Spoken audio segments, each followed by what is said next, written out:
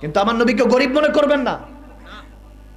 তিনি সমস্ত দোজানের বাদশা নবী চাটাইতে ঘুমিয়েছেন এটা ভেবে তিনি শিখে গিয়েছেন তুই যখন দোজানের বাদশা হয়ে যাবি, আল্লাহর দোস্ত হয়ে যাবি, আল্লাহর প্রিয় হয়ে যাবি, তোর এখতিয়ার সমস্ত কিছু দিয়ে দিয়েছি, এরকম যখন বুঝে যাবি তখন আমি নবী শান বুঝবি।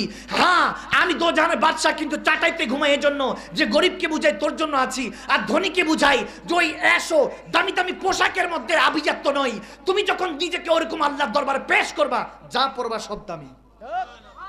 থামান থামান, ফাঁসি দিয়েন না, থামান।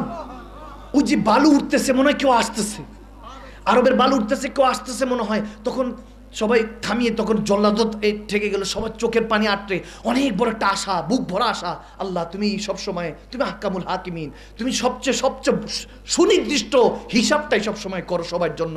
তখন দেখতেছে ঘোড়ার মধ্যে ওই যুবকটা আসতেছে, সুবহানাল্লাহ, আল্লাহু আকবার। ওই যুবক দৌড়ে আসলো, এসে আমিরুল মুমিনের কদমে পড়ে সালাম করলেন। কদম বচি যায় যেখানেও আসতে হাদিসে ইমাম জওজি আলাইহি রাহমা, যেনার তাফসীর যেনার হাদিস আমরা পড়ে থাকি, উনি বর্ণনা করছেন। কদম ধরে কদম বুচি করে বলতেছে, ক্ষমা চাই আমিরুল মুমিনিন, একটু দেরি হয়ে গিয়েছে, আমার ঘোড়াটা অসুস্থ হয়ে গিয়েছে, ওই তাড়াহুড়া করতে গিয়ে পায়ে ব্যথা পেয়ে গিয়েছে, এজন্য আসতে একটু লেট হয়ে গিয়েছে। আমি সবার থেকে বিদায় নিয়ে এসেছি, মা স্ত্রী সন্তান সবাইকে বলেছি যে মুসলমান শাহাদাতের জন্য কোনো ভয় করে না, যেহেতু আল্লাহর বিচার হিসাব এটা আমরা মানতে রাজি, কোনো সমস্যা নাই, আমি ভুল করেছি, আমি শাস্তি পেতে রাজি। কারণ জানে মুমিন এই পার তো ক্ষণস্থায়ী 50-60 বছর, ওখানে তো অনন্তকাল পড়ে আছে আল্লাহ আল্লাহ রাসূলের জন্য, ঠিক কি না? তোরা ফাঁসি দিত কোনো সমস্যা নেই, আমি হকের জন্য মরতে রাজি আছি। তখন তিনি বলতেছে, আমি সবাই আদায় করেছি, আবু যার গিফারি ওনাকে ছেড়ে দেন, হুজুর আমার জন্য অনেক কষ্ট পেয়েছে। এই নাজারা দেখে সমস্ত মদিনাবাসী অবাক, স্ট্রেঞ্জ, কি বলে, তুই তো সুযোগ ছিল, অবাক হয়ে গেলেন সবাই, যেটা কি বলে, তার সুযোগ ছিল পালিয়ে যাবার, নিজেকে বাঁচে, কেউ চিনেও না জানেও না, ফিরে আসলি কেন, সবাই এটা তো অবাক।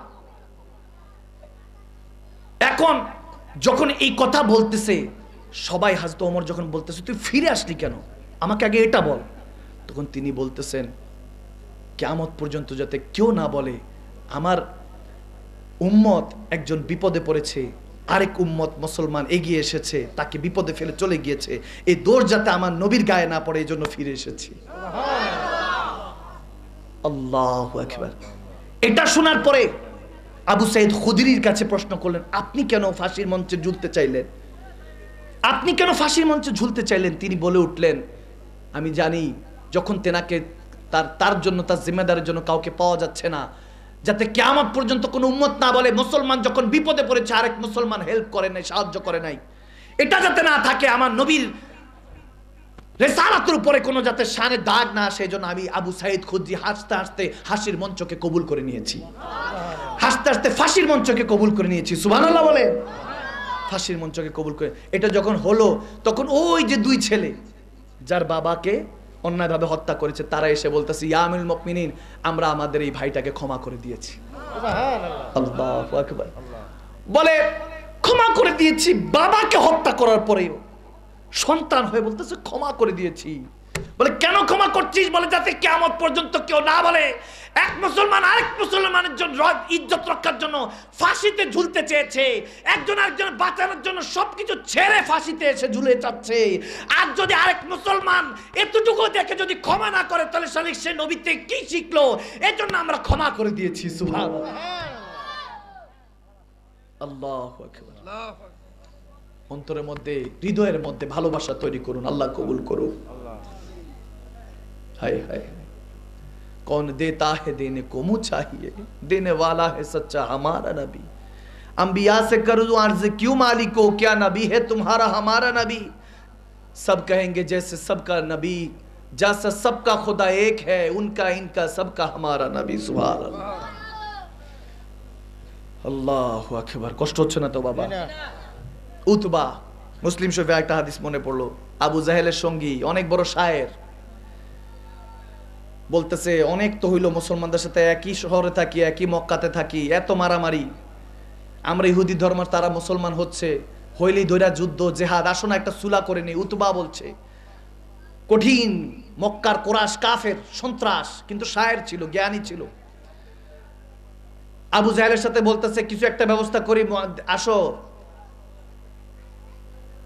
মুহাম্মদ বিন আব্দুল্লাহকে কিছু অফার করি, সাল্লাল্লাহু তাআলা আলাইহি ওয়াসাল্লাম আমার নবীকে কিছু অফার করিস। তারা বলে ঠিক আছে, কথা বলে দেখো। গেল, নবীজির সাথে কথা বলছে, ভয়ে ভয়ে কথা বলছে, কারণ নবীজির পিছনে নবীজির 4 খলিফা পিছে। সুবহানাল্লাহ বলেন না। শেষ করে দিচ্ছি, আমি বুঝছি আপনাদের কষ্ট হচ্ছে। তো যখন উতবা বলতেছেন আপনি আসেন আমরা মিলে যাই, মক্কাতে থাকি, আপনার সর্দারি দরকার আমরা সর্দারি দিচ্ছি, বাংলো দরকার, বাড়ি দরকার, টাকা পয়সা লাগবে, সব দিচ্ছি। নবীজি শুনতেছেন, বলে হ্যাঁ হ্যাঁ শুনছি, বলো। আর আর বলে এটা লাগবে, ওটা, বহুত কিছু। আর মানে কি কি লাগে, কি সমস্যা, আসেন সমাধান হয়ে যায়, একসাথে থাকি, কলমা পড়ার দরকার নাই, আপনি আমাদের ইহুদিদের সর্দার, নাউজুবিল্লাহ। এরকম যখন অফার দিচ্ছে, নবীজি মুচকি মুচকি হাসতেছে আর শুনতেছে, বলে ঠিক আছে ঠিক আছে। আর তোমার তো দাঁতের সাথে দাঁত কামড় দিতেছে, বলতেছে কি সে আমার নবীকে, কিন্তু নবীজির যেহেতু সামনে কোনো বেয়াদবি চলবে, কোনো কথা চলবে না। যখন এরকম হইতেছে তখন সে অনেকক্ষণ পরে বলতেছে, হাঁপায় গেছে। নবীজি বলে আর কিছু বলবো, বলে না আর কিছু বলার আছে। তখন বলছে না না বলার নাই, আপনি বলেন এবার। বলে আপনারটা শেষ হলে আমি বলি। বলে হ্যাঁ। তখন নবীজি আস্তে করে কোরআন পড়া শুরু করলেন। সুবহানাল্লাহ বলেন না। সূরা ইয়াসিন তেলাওয়াত করা শুরু করলেন। সুবহানাল্লাহ বলেন না। ইয়াসিন ওয়াল কুরআনিল হাকিম ইন্নাকা লামিনাল মুরসালিন আলা সিরাতুন মুস্তাকিম। যখন পড়ছেন, এখন সে তো শায়ের ছিল, সেও শুনছে, একবার উঠে একবার এদিক যায়, একবার ওদিক যায়, আবার বসে, আবার শুনে। আমার ইয়াসিন নবী ইয়াসিন তেলাওয়াত করতেছে। সুবহানাল্লাহ বলবেন না। হায় হায় হায়, আল্লাহু আকবার, কি শান! ये शान तुम्हारी है आका, तुम अर्श परी पर पहुंचे हो, तुम अर्श बरी पर पहुंचे हो, जी शान नबी है सब लेकिन, जी शान नबी है सब लेकिन, मेराज का दूल्हा कोई नहीं, कोई नहीं है, खत्मे रसूल मक्की मदनी, कौनैन में तुम सा कोई नहीं, कोई नहीं है, खत्मे रसूल। सुबहानाल्लाह বলেন না। আল্লাহু আকবার। নবীজি ইয়াসিন শরীফ, ইয়াসিন সূরা তেলাওয়াত করছেন, যখন উতবা শুনে টুনে অনেকক্ষণ পরে যখন নবীজির তেলাওয়াত শেষ হলো, তখন একটা পর্যায়ে নবীজি বললেন আমার কথা শেষ। সুবহানাল্লাহ। তোমারটাও শুনেছি, আমারটা তো তুমি শুনলা, আর কিছু বলবা? তিনি বলেন না, ইজাজত চাই, চলে যাচ্ছি। সে চলে আসলো। আবু জাহেল দেখতেছে উতবা আসতেছে, তখন সাথে পাশে যারা আছে তাদেরকে আস্তে করে, বিচক্ষণ ছিল সে আবু জাহেল, আবুল হেকাম ডাকা হতো। সে বলতেছে গিয়েছিল উতবা, কিন্তু এখন যে আসতেছে সে উতবা না, এটা অন্য কেউ। সুবহানাল্লাহ। আমার মনে হয় মোহাম্মদ আরবি নাউজুবিল্লাহ সুম্মা মাআযাল্লাহ জাদু তার উপরও করে দিছে, এও মনে হয় কলমা পড়তে পারে, আল্লাহ জানে। তো কাফেরদেরও ঈমান আছে, ঈমান আছে যে নবীর কাছে গেলে আল্লাহ পাওয়া যায়, ঠিক কি না? যাই হোক, সুম্মা মাআযাল্লাহ। তখন সে যখন উতবা আসলো, বলে কি বলে? বলে এক কাজ করো, তুমি সব বাদ দাও। আবু জাহেলকে বলতেছে বাদ দাও, তেনার সাথে ঝগড়া করে লাভ নাই, তেনার সাথে ঝগড়া করে। আমি অনেক কিছু দেখেছি জীবনে, আমি অনেক শায়রি করেছি, কবিতা লিখেছি, আমার থেকে সবাই শব্দ নিয়ে যায় কবিতা লেখার জন্য। আমি মুহাম্মদ আরবি সাল্লাল্লাহু তাআলা সাল্লাম হুজুরকে যেই তেলাওয়াতে কোরআন পড়তে দেখেছি, এটা কোনো বান্দার লেখা না, এটা আরশের মালিক, তার সাথে তার রব আছে, তাকে কেউ হেফাজত, তাকে কেউ হারাতে পারবে না, কারণ তার সাথে তার মওলা আছে। সুবহানাল্লাহ। আল্লাহু আকবার। উতবা বলতেছে, উতবা, শায়বা, আবু জাহেল, আবু লাহাব, তারা অবাক, বলে হায় হায় রে, এটাও শেষ, এটাও কি শেষ। পরবর্তীতে সে শহর ত্যাগ করে দিয়েছে, যদিও কালমা পড়ে নাই। হাদিস আমি অনেক খুঁজেছি যে সে কি পড়ে, কালমা পড়ছে কিনা, কালমার নসিব হয় নাই, কিন্তু সে এক ধরনের পাগল হয়ে গেছে, এক ধরনের পাগল হয়ে গেছে। আমি জানি না আল্লাহ মাফ করবে কিনা, কিন্তু এক ধরনের পাগল হয়ে, ইয়াসিন সূরা পড়ার শোনার পর থেকে এমন পাগল হয়েছে, দেশও ছেড়ে দিয়েছে নাকি, তারপর কোথায় কি হয়েছে আল্লাহ মালুম। যাই হোক, এটার থেকে শিক্ষা এটা, কোরআনে বরকত আছে কি নাই? আওয়াজ দেয় না। কোরআন পড়লে বরকত আছে কি নাই? তো কোরআন পড়া যাবে তো ইনশাআল্লাহ। আওয়াজ দেয় না ইনশা। মাঝে মাঝে কোরআন পড়বেন, আল্লাহর সাথে কথা বলবেন। কতজনের সাথে তো ফোনে কথা বলেন, তো মাঝে মাঝে আল্লাহর সাথে কথা বলবেন, পারা যাবে বান্দা ইনশাআল্লাহ। ইনশাআল্লাহ। আল্লাহ আমাদেরকে তৌফিক দান করুক, আমিন বলেন। আর বেশি পড়াবো না, অনেক বেশি বুঝছি, পড়াইছি, আপনাদের বিরক্ত লাগতেছে।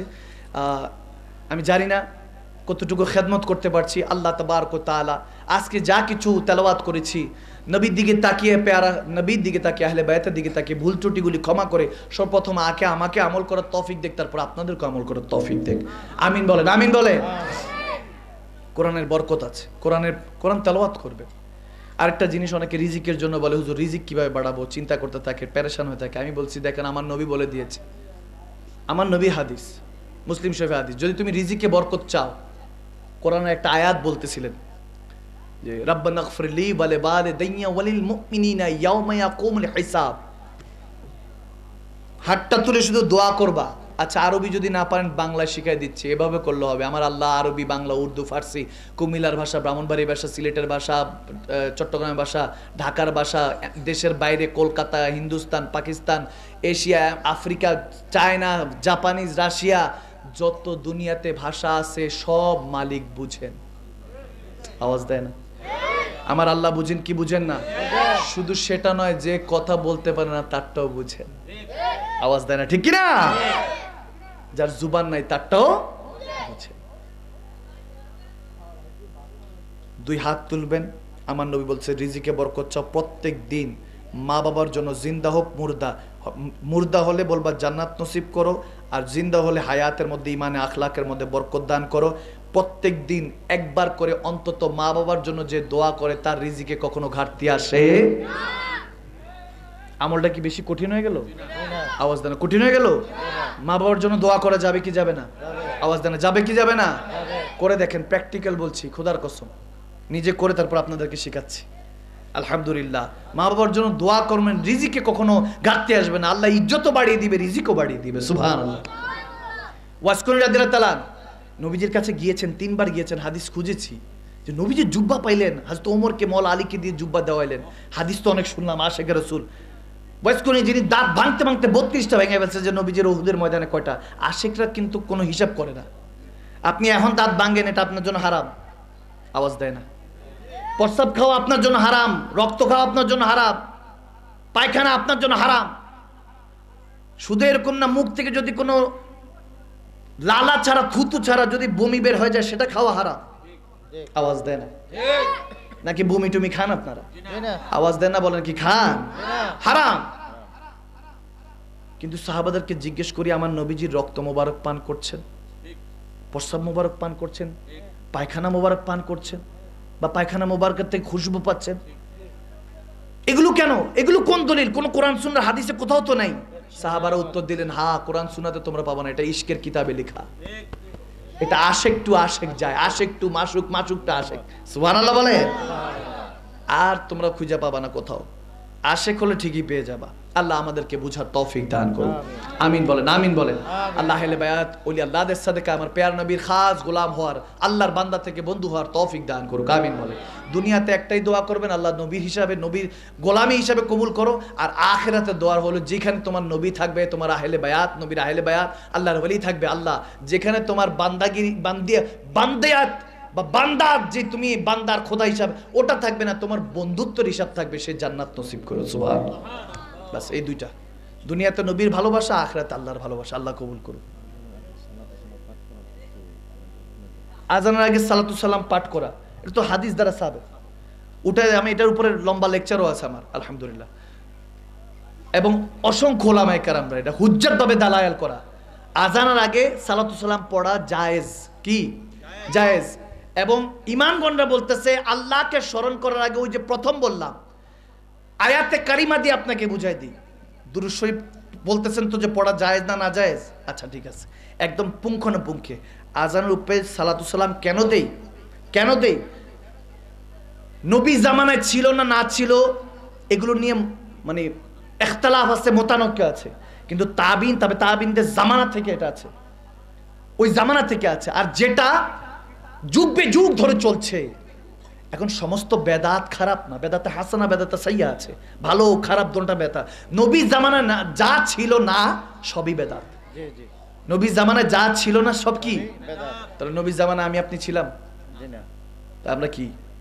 আওয়াজ দেন, আমরা কি? আমরাই তো বেদাত। যারা কইতেছে বেদাত বেদাত, তাদেরকে জিজ্ঞেস করেন, আপনারা নবী জামানায় ছিলেন না? ছিলেন। আপনার বাবা দাদা সব ছিল না? তো সব তো বেদাত। বেদাতের ঘরে বেদাত হইছি। তবে বেদাত আপনি তো এটাকে খারাপ বানিয়ে দিচ্ছেন যে বেদাত, বেদাত খারাপ না, বেদাত হাসানা, বেদাত সাইয়্যা আছে। বেদাতের মধ্যে উত্তম বেদাত আছে, খারাপ বেদাত আছে। যেটা করলে মানুষ খারাপ শিখবে, মানুষ তাকলিফে যাবে, জাহান্নামে যাবে, সেটা খারাপ সাইয়্যা।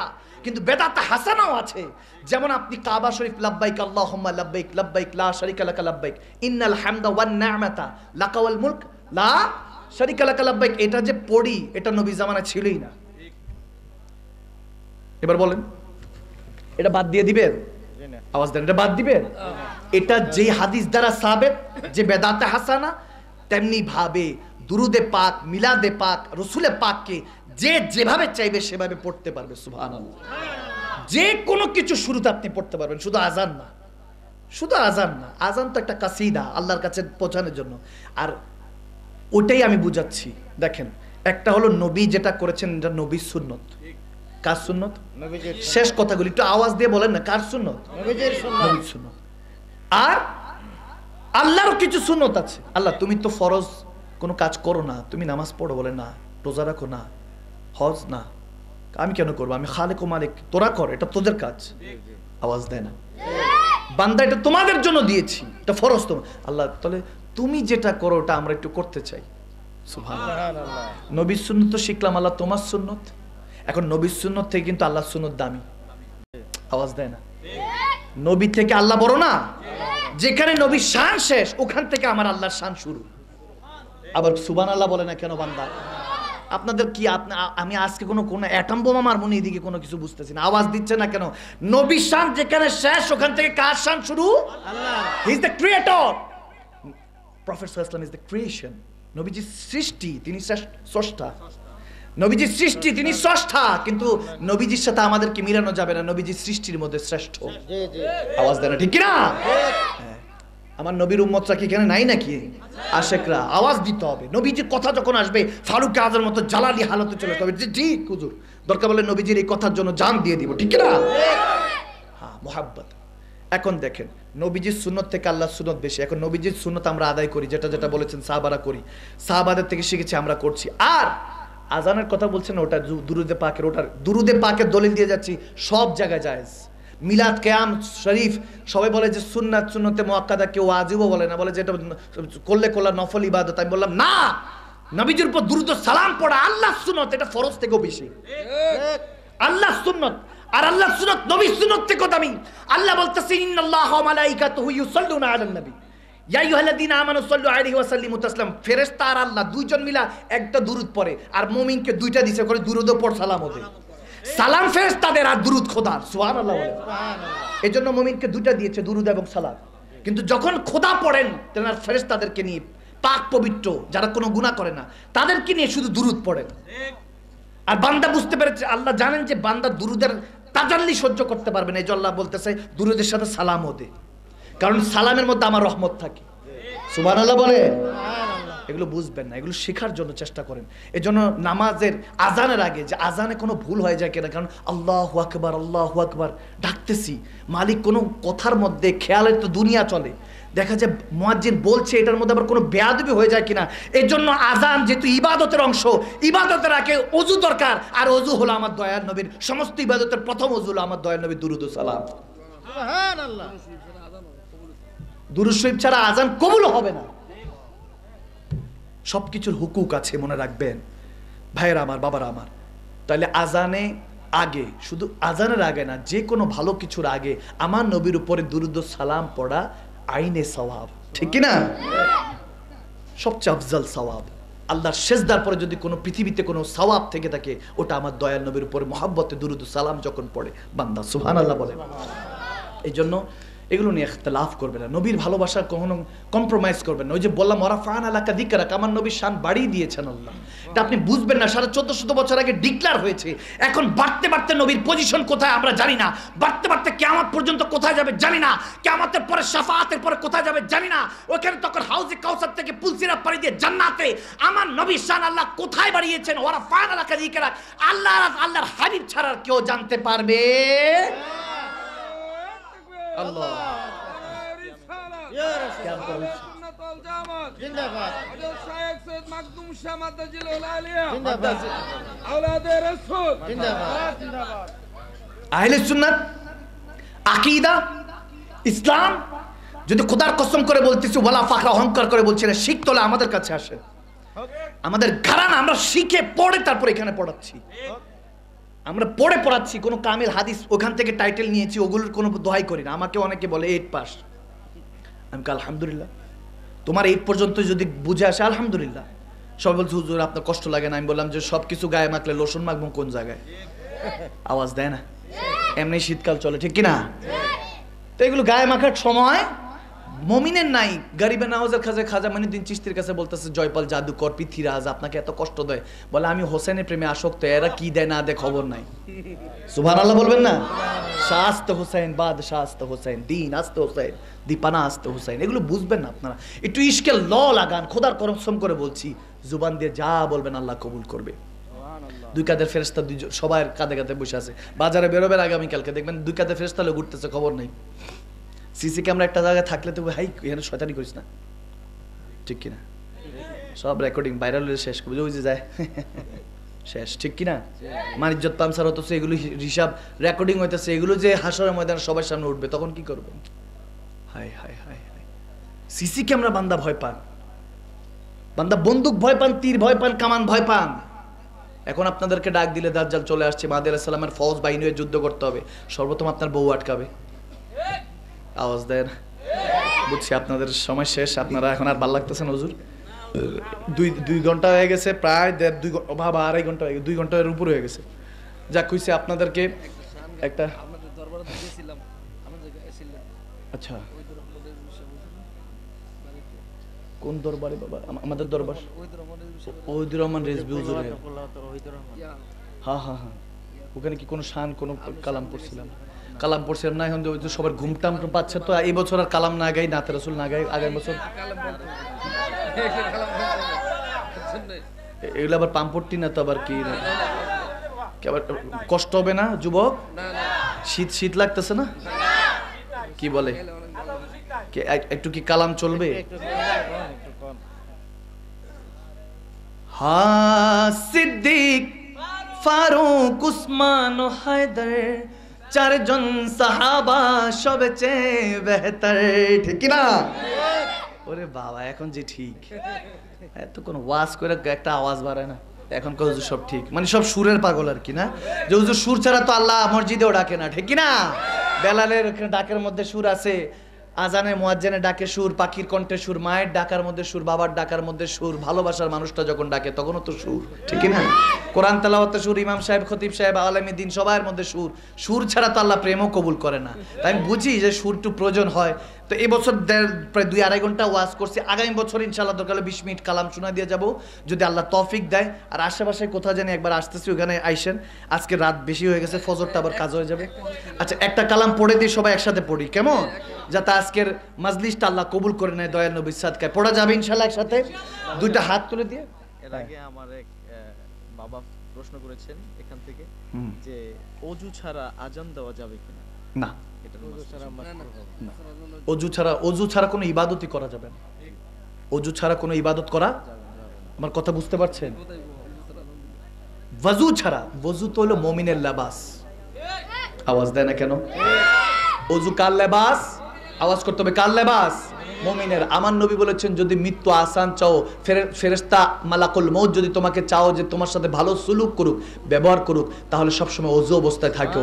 যখন ওযু অবস্থায় থাকবা মুমিন, তখন তোমার পোশাক তুমি পরে রয়েছো, তখন তোমার সাথে মালাকুল মউত আল্লাহর ফেরেশতা ভালো সুলুক করবে, ব্যবহার করবে। সুবহানাল্লাহ।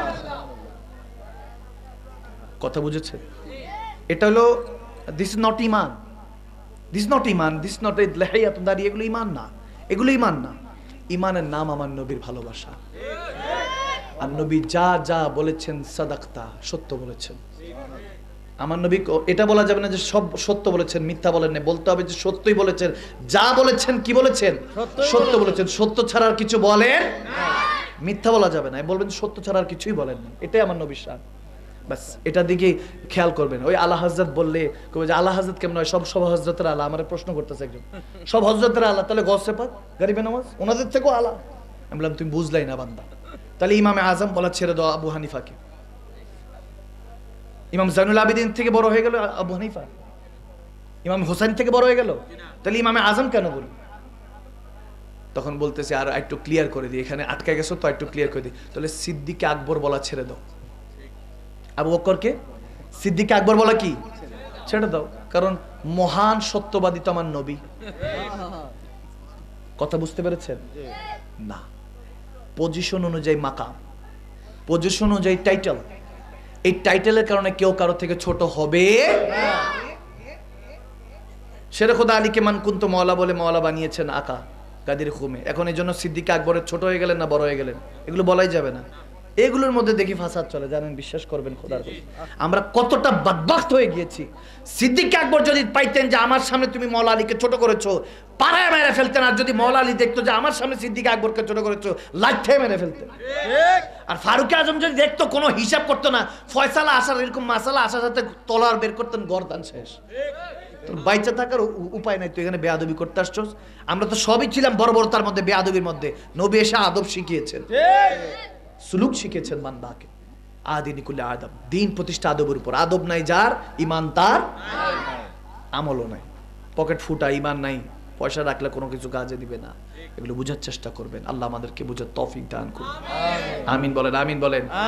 এখন থেকে নামাজকে বলবেন না কাজ আছে, কাজকে বলবেন আমার নামাজ আছে। ইবাদত করবেন, নিজেকে পরিপূর্ণ মানুষ হিসাবে তৈরি করুন, মানুষ হিসাবে তৈরি করুন। আমরা পশু, গরুও খায়, আমরাও খাই। কথা বুঝেননি? গরু প্রস্রাব পায়খানা করে, আমরাও তো করি। গরু সন্তান দেয়, জন্ম দেয়, আমরাও তো দিই। আল্লাহ জন্য সূরা বাকারা আগে রেখেছেন, ওয়ান নাস, সূরা নাস রেখেছেন শেষে। পশু দিয়ে বুঝেছেন, এখন তুই পশু আসোস, মানুষও পুরো কোরআন পড়ে তারপর লাস্টে মানুষ হবি। হুকুক বুঝার চেষ্টা করেন, ইলমে লদুনি চলে আসবে অন্তরের মধ্যে, সিনা প্রশস্ত হয়ে যাবে, কোরআন আপনার কাছে ক্লিয়ার হয়ে যাবে। সুবহানাল্লাহ। এটা পড়ার নাম নয়, বুঝার নাম, মানার নাম। শুনতেছেন, শুনতেছেন শুধু, যদি না বিল লিসান হলো হবে না, তাসদিকু বিল কলব, অন্তর থেকে মেনে নিতে হবে। আল্লাহ কবুল করুন। আমিন বলেন, আমিন বলেন। তাহলে কালাম পড়তাম না? আচ্ছা, একটু কালাম তাহলে পড়লে সবাই রাগটাগ করবেন না তো? আমার মাদানী সাহেব আসছে, এসব মেজাজটা খারাপ করে দিয়েছে, এরকম আবার গালিগালাজ দিবেন না তো? ওলামায়ে কেরামদের জন্য দোয়া করবেন তো ইনশাআল্লাহ। আল্লাহ সকল আলেমে দ্বীন, মাশায়েখ ইজাম, তাদের হায়াতের মধ্যে, আমলের মধ্যে, আখলাকে, রিজিকে বরকত বাড়িয়ে দাও। আমিন বলেন, আমিন বলেন। সবসময় ভালো পোশাক পরবেন, ওয়েল ড্রেস আপ রাখবেন। আল্লাহু জামিল ইউহিব্বুল জামাল, আল্লাহ সুন্দর, তাই সুন্দরকে ভালোবাসে। সিরা ফাটাটা পরে জুমার নামাজে যাবেন না, মসজিদে যাবেন না। আপনি বলবেন যে নবীও তো গরিবানা জিন্দিগি থেকেছেন। হ্যাঁ, গরিবানা জিন্দিগি থেকেছেন যাতে গরিবকে বুঝায় যে তোর জন্য আমি আছি। কিন্তু আমার নবীকে গরিব মনে করবেন না। তিনি সমস্ত দোজানের বাদশা নবী চাটাইতে ঘুমিয়েছেন এটা ভেবে। তিনি শিখে গিয়েছেন তুই যখন দোজানের বাদশা হয়ে যাবি, আল্লাহর দোস্ত হয়ে যাবি, আল্লাহর প্রিয় হয়ে যাবি, তোর এখতিয়ার সমস্ত কিছু দিয়ে দিয়েছি, এরকম যখন বুঝে যাবি তখন আমি নবী শান বুঝবি। হ্যাঁ, আমি দোজানের বাদশা, কিন্তু চাটাইতে ঘুমাই এজন্য যে গরিবকে বুঝাই তোর জন্য আছি, আর ধনীকে বুঝাই যে ওই এসো দামি দামি পোশাকের মধ্যে আভিজাত্য নয়। তুমি যখন নিজেকে ওরকম আল্লাহর দরবারে পেশ করবা, যা পড়বা সব দামি। তোমার জেসিমের সাথে যা লাগেছে সব কি হয়ে যাবে?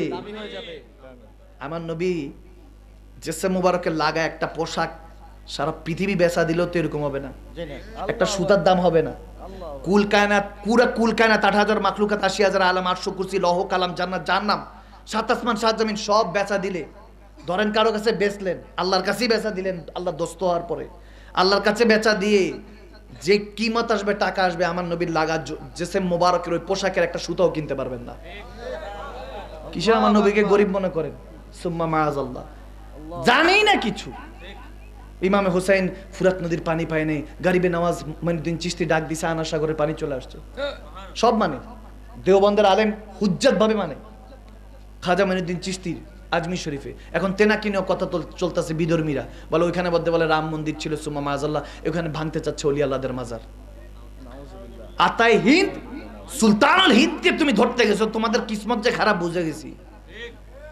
সাধারণ বান্দারে মারতি তাহলে বুঝতাম রে বাবা, তুই বাদশারে দর্শস্ত তো তোর অবস্থা থাকবে না। আল্লাহ বলতেছে যুদ্ধ ঘোষণা করলাম, আল্লাহর কি ঠেকা পড়ছে বান্দার সাথে যুদ্ধ করবে?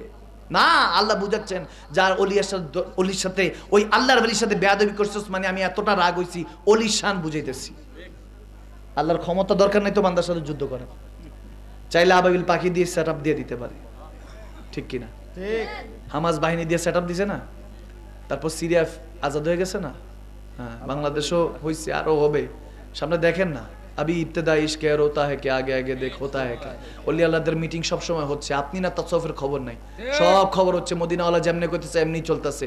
আপনি কি মনে করতেছেন হ্যাঁ সব সময় অবনতির মধ্যেই আছে? ওয়ালা আসরিনাল ইনসানা লাফি খুস, আমি নিজেও তাফসীর করি ওয়ালা আসরিনাল ইনসানা লাফি খুস, বান্দা অবনতিতে আছে, খসরে আছে, যতই টেকনোলজি হোক সব খসরে আছে, পিছনে মৃত্যু, সামনে কিয়ামত, ঠিক। এটা ছাড়া আর কিছু নাই, ঠিক আছে? কিন্তু হ্যাঁ নবীর ইশারায় হচ্ছে, মিটিং মিছিল সবই হচ্ছে, ঠিক। দায়িত্ব যেটা বন্টন সেটা হচ্ছে। 360 আউলিয়াদের পৃথিবী আল্লাহ চালাচ্ছেন। 300 জন আদম আলাইহিস সালামের সুন্নতে থাকে, 40 জন হযরত ইসরাফিল আলাইহিস সালামের, 5 জন হযরত মিকাইল আলাইহিস সালামের, এগুলো বলতে পারবেন না। একজন জিবরিল আমিনের মাকামে থাকেন, যা বলেন তা। এরপর ওখান থেকে যখন একজন পর্দা হয়ে যায়, তিনি জিবরিলের মাকামের উপরে যখন চলে যায়, আবদালিয়াতের কুতুবিয়তের মাকামে চলে যায়, ওখান থেকে যারা 5 জন মিকাইলের মাকামে যায়, ওখান থেকে একজন চলে আসেন জিবরিলের আমিনের মাকামে। ঠিক। খাসাসুল কোবরা পড়ুন, কাশফুল মাহজুব পড়ুন, দাতাগঞ্জ বখশাকর আলীর হায়দরের কিতাব পড়ুন, তখন বুঝবেন। কি বাবা? ওয়ালাইকুম সালাম ওয়া রাহমাতুল্লাহ। জি জি জি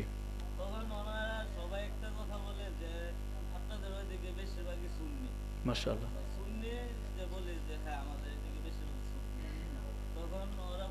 আপনি একটু সামনে এসে বলেন, এদিকে এসে বলেন। সুম্মা মার সামনে এসে বলেন।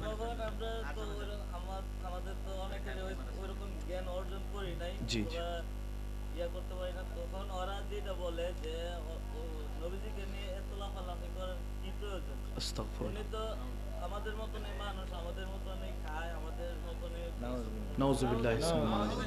পায়খানা করে। তো এই নাউজুবিল্লাহ। নিয়ে আপনি একটু যদি আচ্ছা বুঝতে পেরেছি আপনার প্রশ্নটা, আমি বুঝতে পেরেছি। মানে উনি বলতে চেয়েছেন যে মূল কথাটা সার যেটা, যে নবীকে এত কেন ভালোবাসো, প্রশ্ন এটাই। মানে নবীজি তো আমাদের মতই সুম্মা মাআযাল্লাহ, যেটা আমি শুরুতে বুঝাই দিছি আজকে। আমি জানি না বাবা ছিলেন কিনা, আমি কিন্তু ওলামা আমি আজকে শুরুতেই বুঝিয়ে দিয়েছি যে কেন নবীকে ভালোবাসি, ঠিক কিনা?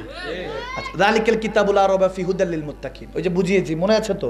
তাফসীরটা আজকে ওই জন্য ওইটাই করেছি যে আমরা মুমিন মুসলমানরা, অর্থাৎ আমরা সুন্নি আহলে সুন্নাত ওয়াল জামাতের সুন্নি আকীদা যারা পোষণ করি, নবীকে কেন ভালোবাসি এটা আপনি বুঝবেন না বাবা।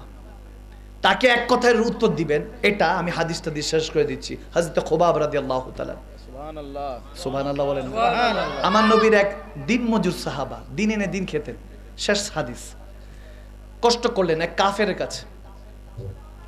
তার নাম আস ছিল, আস ইবনে কায়েফ বা কাফ যেরকমই ছিল। আস নামের এক ব্যক্তি ইহুদি ছিল, তার কাছে কাজ করেছেন। 3 দিনের কাজ একদিন লাগে, প্রায় 25-26 ঘন্টা ডিউটি পালন করেছেন, দিন মজুর কাজ করেছেন। যখন টাকা নিতে যাবে, সে বলতেছে তুমি না সে যে নবীকে ভালোবাসো,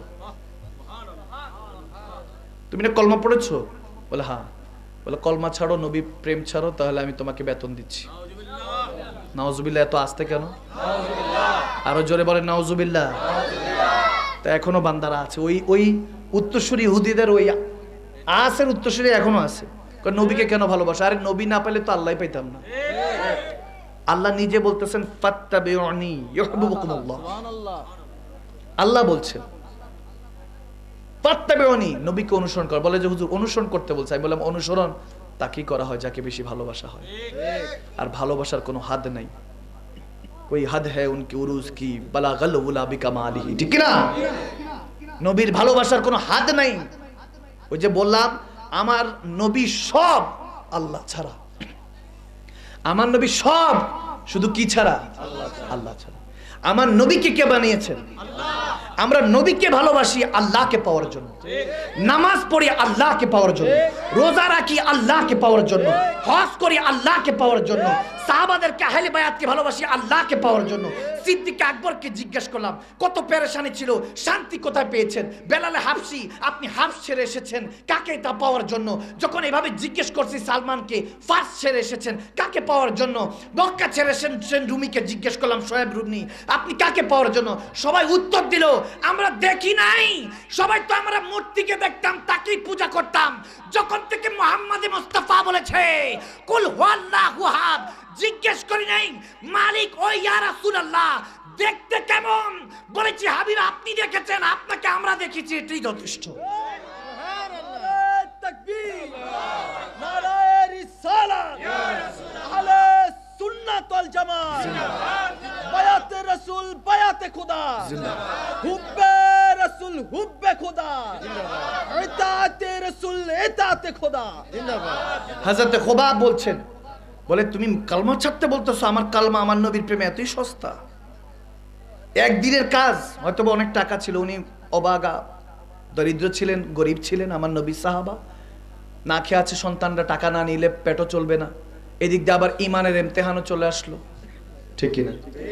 ইমানের ইমতিহান চলে আসে মুমিনদের জন্য। আমার নবীকে এক সাহাবা জিজ্ঞেস করলেন, ইয়া রাসূল, সবচেয়ে বেশি ইমতিহান কাদের উপর? বলে নবী রাসূলদের উপর, এরপর হলো মুমিন আর আল্লাহ ওয়ালাদের উপর। সুবহানাল্লাহ, সবচেয়ে বেশি ইমতিহান থাকে, পেরেশানি থাকে। তো হুজুরদেরকে মনে করেন না যে আরে আল্লাহ ওয়ালা তো অনেক ভালো থাকে, মনে হয় না, সবচেয়ে বেশি পেরেশানিতে ওলামায়ে কেরামরা থাকেন, পীর মাশায়েখরা থাকেন।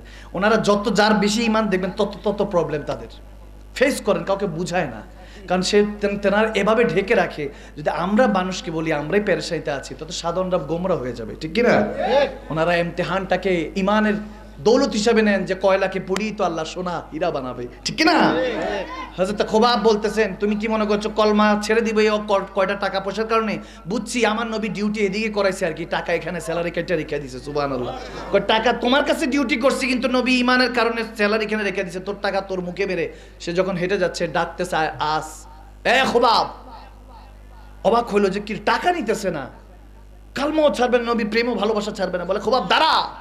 কি হয়েছে? দাঁড়ার সময় কি সমস্যা? কি কষ্ট করলি, টাকাও নিবি না, কলমাও ছাড়বি না, কি পেয়েছিস সেই নবীর উপরে? সে নবীর ভিতরে কি পেয়েছিস? সে বলতেছিলেন, আমার এই কথাটার মধ্যে আমার মা বাপ 14 গোষ্ঠী যা আছে, আল্লাহ বান্দা হিসাবে আমি গুনাহগারকে যা দিয়েছে সমস্ত কিছু কোরবান আমার ওই সাহাবার ইশকের ওই 2টা লাইনের উপরে। তিনি বলতেছে, ছোর ইয়ার তু সমঝেগা নেই। সুবহানাল্লাহ বলেন না? মানে খাস বাংলা যদি বলি, তিনি বলতেছিলেন ওই আজকে ইহুদিকে, বাদ দে ভাই, তুই বুঝবি না। এত আসতে বল, বাদ দে ভাই, তুই বুঝবি না। কেন ভালোবাসি তুই বুঝবি। সেই নবী আরশে থাকতে পারতেন, জান্নাতে থাকতে পারতেন। আমার আল্লাহ যদি চাইতেন নবীজির মাজার রওজা মদিনায় হতেন, মদিনায় না জান্নাতে বানাতে পারতেন, আরশে বানাতে পারতেন। আমার সেই নবী শান, সেই নবীর শান আরশে বানাতে, জান্নাতের মধ্যে আমার নবীর রওজা হতে পারতো, কিন্তু নবী উম্মতের মায়ায় মদিনায় শুয়েছেন, ঠিক কি না?